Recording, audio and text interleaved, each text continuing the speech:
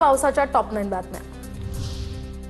ऐन दिवाळीमध्ये राज्यभर पाऊस कोसळणार, तर दक्षिण महाराष्ट्र, मराठवाडा आणि कोकण किनारपट्टी भागात पाऊस होण्याची शक्यता।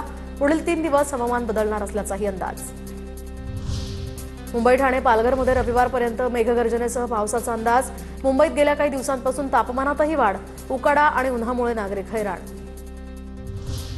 तर पावसामुळे मुंबईच्या हवेत सुधारणा। दिवाळीच्या पहिल्या दिवसापासूनच मुंबईची हवा खालावली होती। मागील 2 दिवसांपासून मुंबईमध्ये पावसाळी वातावरण।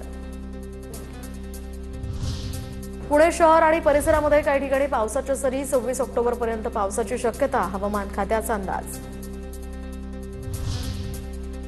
कोल्हापूर शहर आणि ग्रामीण भागामध्ये सलग तिसऱ्या दिवशी पावसाचा जोर, तर जोरदार वाऱ्यासह पाऊस। ग्रामीण भागामध्ये भात कापणीला फटका। रत्नागिरीत सलग 3 दिवस अवकाळी पावसाच्या सरी। 27 ऑक्टोबरपर्यंत अवकाळीचा हवामान खात्याचा अंदाज। अहिल्यानगर शहरासह परिसरामध्ये जोरदार पावसाची हजेरी। सखल भागात साचलं पाणी। पुढील 2 दिवस जिल्ह्यामध्ये पावसाचा अंदाज, तर काढणीला आलेल्या कपाशीच्या पिकाच्या नुकसानीचीही शक्यता। निफाड तालुक्यातील कोमटगाव या ठिकाणी 2 एकरावरील द्राक्ष बागेवर कुऱ्हाड। सततचा पाऊस आणि अतिवृष्टीमुळे द्राक्ष बागेला फळधारणा झालीच नाही। पंचनाम्यासाठी तलाठी आणि कृषी अधिकारी आलेच नसल्याचीही तक्रार।